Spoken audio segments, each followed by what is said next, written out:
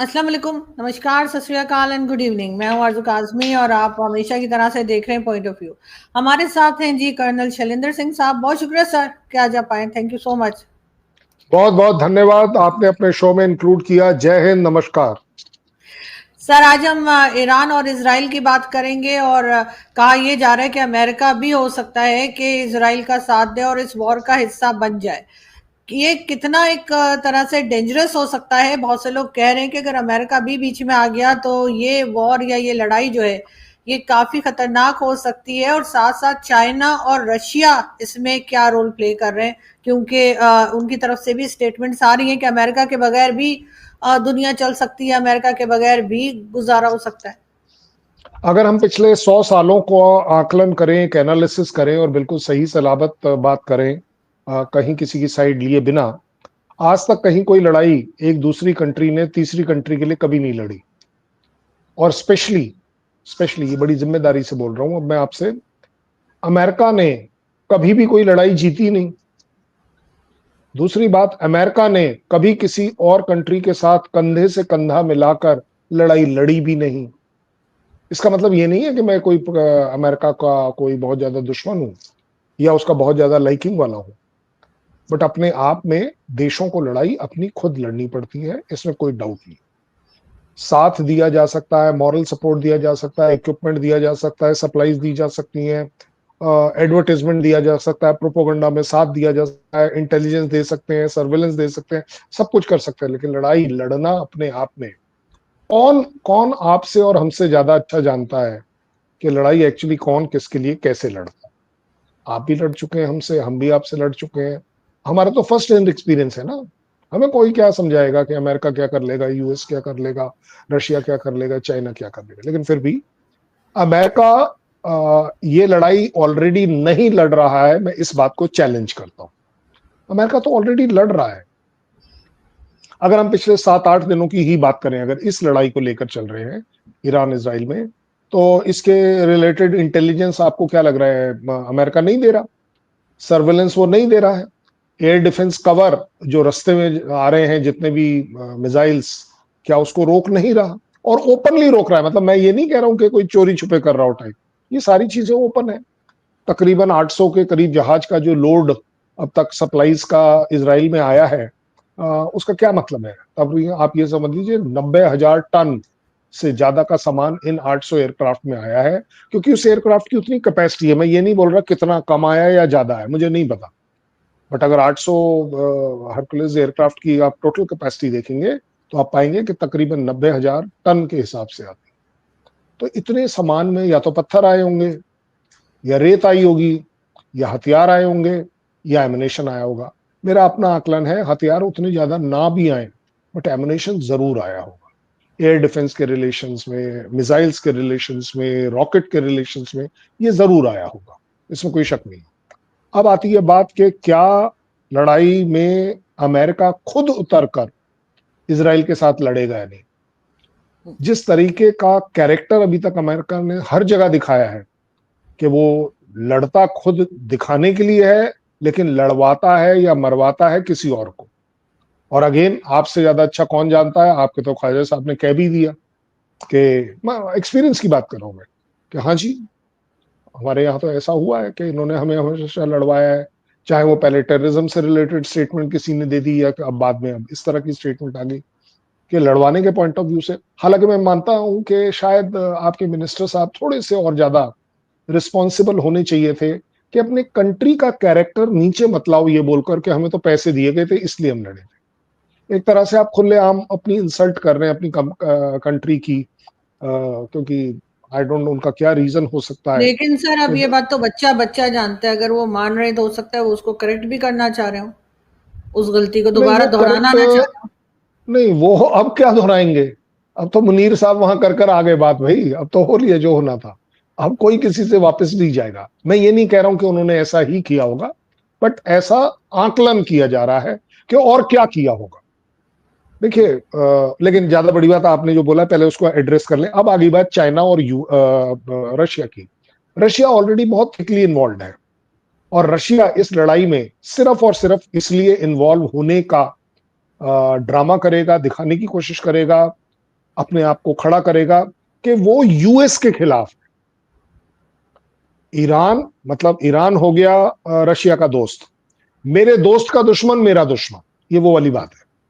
और उस दुश्मनी को निभाते हुए वो अपने दोस्त ईरान को ये दिखाएगा कि देखिए जी हम आपके साथ हैं।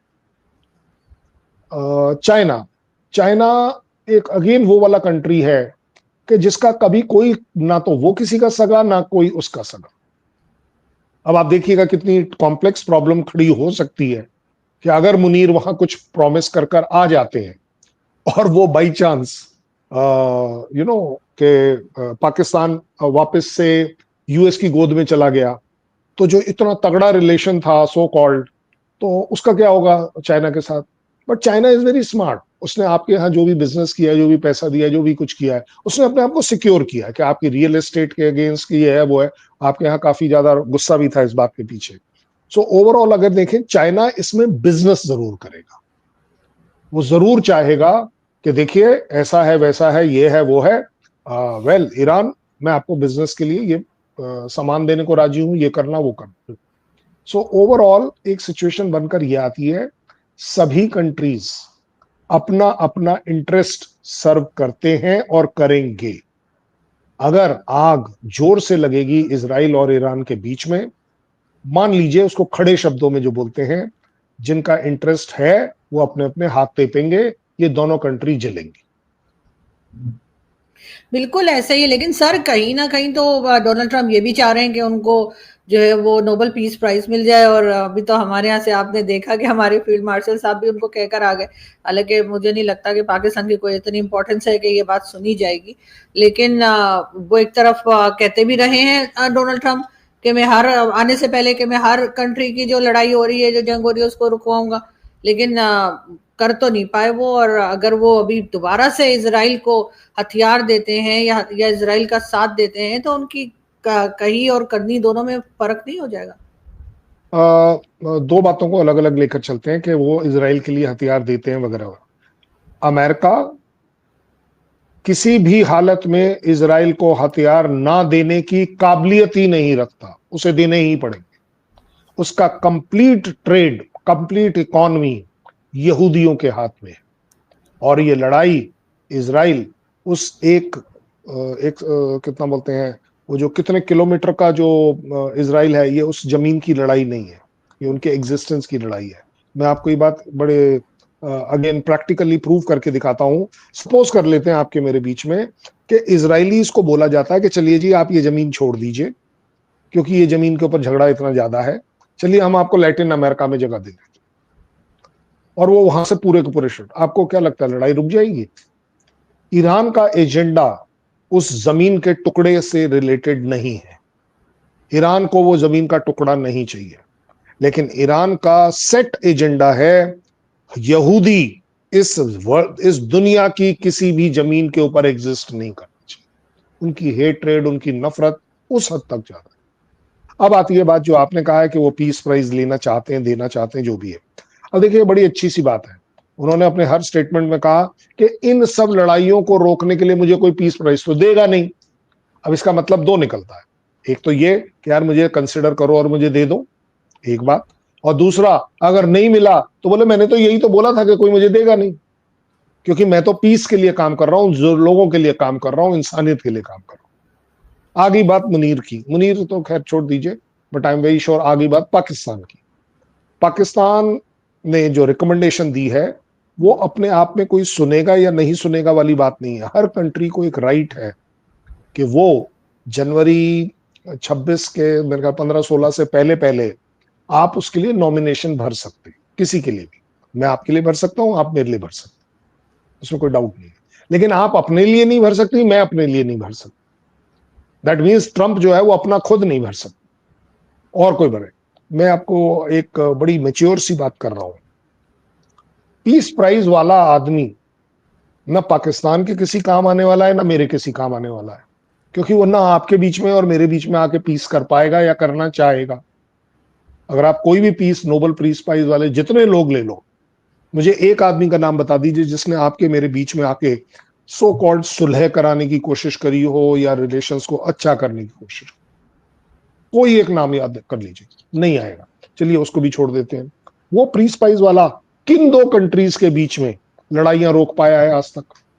उसने ह्यूमैनिटी की पीस के लिए काम जरूर किए होंगे जिनको पीस प्राइज मिलता है, बट दैट डजंट मीन, अब जैसे बराक ओबामा को मिला था तो वहां से ट्रम्प को है कि भाई मिल सकता है तो क्यों नहीं, लाइफ टाइम अचीवमेंट अवार्ड जिसको बोलते हैं, तो लाइफ टाइम अचीवमेंट अवार्ड वो क्यों ना लेना चाहेंगे? फ्री में मिले, खरीदने से मिले, डरा धमका के मिले, लॉबिंग करके मिले, he has a choice, there is nothing wrong with it. But I am very sure इसमें पाकिस्तान ने अपने लिए एक बहुत बड़ा स्कोर कर लिया कि हमने जी रिकमेंड कर दिया है। अब होता क्या है कि एक रिकमेंड के बाद एक लिस्ट बनेगी, उस लिस्ट को शॉर्ट लिस्ट किया जाएगा। वो जो शॉर्ट लिस्ट होती है ना, उसके बाद वाली जो कंप्लीट प्रक्रिया है वो पब्लिक डोमेन में कभी नहीं आएगी 50 साल तक। ये उनका लॉ है पीस प्राइज वालों का कि जी हमारे उसमें है कि हम कभी भी 50 साल तक इसे डिस्क्लोज नहीं करेंगे कि किसका क्या था, क्या रीजन था, क्या नहीं। सो सीधी बात है, पाकिस्तान स्टैंड्स टू गेन। मैं मानता हूं इस बात को कि हाँ भाई अगर हो गया तो देखो जी हमने सबसे पहले बोला था, हमारी वोट काम आ गई। अगर नहीं हुआ, पता नहीं सर क्या हुआ, पता नहीं कौन थे वो लोग जिन्होंने आपको सपोर्ट नहीं किया। सो आई थिंक पाकिस्तान के अपने बेनिफिट्स के पॉइंट ऑफ व्यू से शायद उन्होंने अच्छा कर लिया, बट अपने आप में ट्रंप ने ऐसी कोई लड़ाई नहीं है जिसको रोका हो।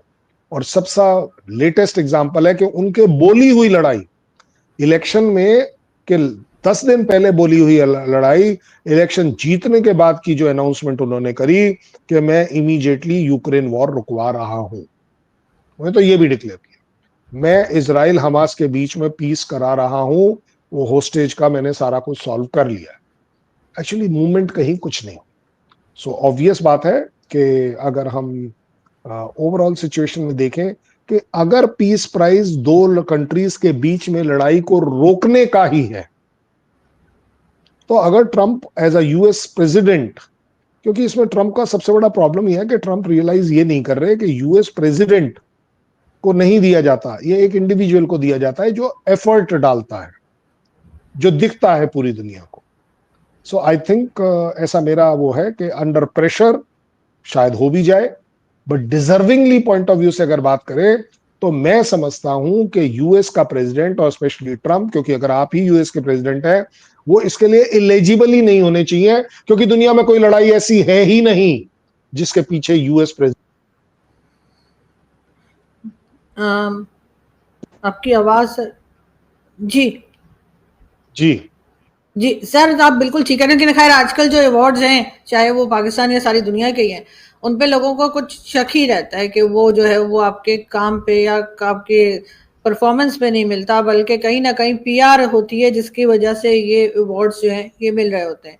लेकिन सर हमारे फील्ड मार्शल साहब जो हैं वो लंच पे गए डोनाल्ड ट्रंप के, और जाहिर है कि आप आए तो ऐसा तो हो नहीं सकता कि मैं ये बात ना पूछूं आपसे कि क्या लग रहा है आपको कि जो लंच था वो वाकई में उन्होंने ये तारीफ करने के लिए बुलाया था कि नहीं बड़ा अच्छा किया कि आप लोग वॉर की तरफ नहीं गए इंडिया पाकिस्तान, या आपको लगता है कि नहीं कोई और बात थी जो कि डोनाल्ड ट्रंप साहब ने फील्ड मार्शल को कहनी थी और ईरान से रिलेटेड और कोई काम करवाना है, जैसे पहले अफगानिस्तान के लिए आपको पता है हम करते रहे? आपके दो सवाल है। पहले सवाल का एक पर्सनल एग्जांपल के तौर पे आंसर देता हूं। आपने कहा कोई भी अवार्ड जो है वो सिर्फ डिजर्विंग के पॉइंट ऑफ व्यू से नहीं होता, वो इवन लॉबिंग कह लीजिए, खरीदना कह लीजिए, कुछ भी कह लीजिए। उसका एक लिविंग एग्जांपल मैं देता हूं। ये मेरे पीछे मेरे सारे अवार्ड्स हैं बाय द वे, ये देखिए जी। आपकी आवाज नहीं आ रही इसमें से कई सारे अवार्ड्स मुझे सो कॉल्ड ओके फिर से रुक गया जी क्या? जी जी नहीं नहीं सर, चल आ रहा गया है, ना? आप बात कीजिए। जी जी ओके फैंटास्टिक फैंटास्टिक।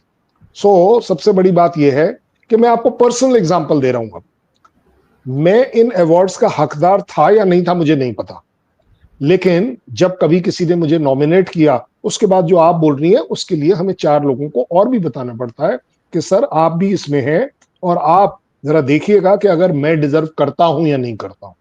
ऑब्वियस बात है, इतनी सेल्फिशनेस हर एक में होती है। हर एक आदमी ये नहीं बोलता कि करता हूं या नहीं करता हूं, सर मैं भी वहां हूं जरा देखिएगा, कुछ इस तरह से बात को किया जाता है। सो कोई भी अवार्ड ले लीजिए, उसके पीछे एक लॉबिंग जरूर होती है, एक कोटरी जरूर होती है, एक प्रेशर टैक्टिक्स जरूर होती है, फाइनेंशियल कंसर्न्स भी काफी कुछ होते हैं। सो इसको मैं डिनाई नहीं करूंगा। आगे बात आपका जो नेक्स्ट सवाल है कि मुनीर साहब का लंच, एक एक कंट्री का मिलिट्री हेड अगर कहीं किसी ऐसी जगह जाकर कुछ खाने के लिए या इनवाइट होकर उस डिस्कशन के लिए, खाना is very least important, but at the same time अगर एक प्रेसिडेंट कंट्री का दूसरे कंट्री के आर्मी के चीफ को बुला रहा है, तो इसमें कोई शक नहीं है कि एक छोटी सी अचीवमेंट तो हो ही गई भाई। आज तक कभी ऐसा नहीं हुआ। फील्ड मार्शल जो आपके कभी भी अगर व्हाइट हाउस गए तो वो एज अ प्रेसिडेंट गए, अगर आपके चीफ गए तो एज अ प्रेसिडेंट गए, मुशर्रफ गए, बाकी लोग गए। तो उस पॉइंट ऑफ व्यू से मैं ये मानने को तैयार हूं कि मुनीर के अपने पलड़े में ये एक फेदर इन कैप हो सकता है कि यस वो गए थे। अब आई है बात कि उनको बुलाया क्यों गया था।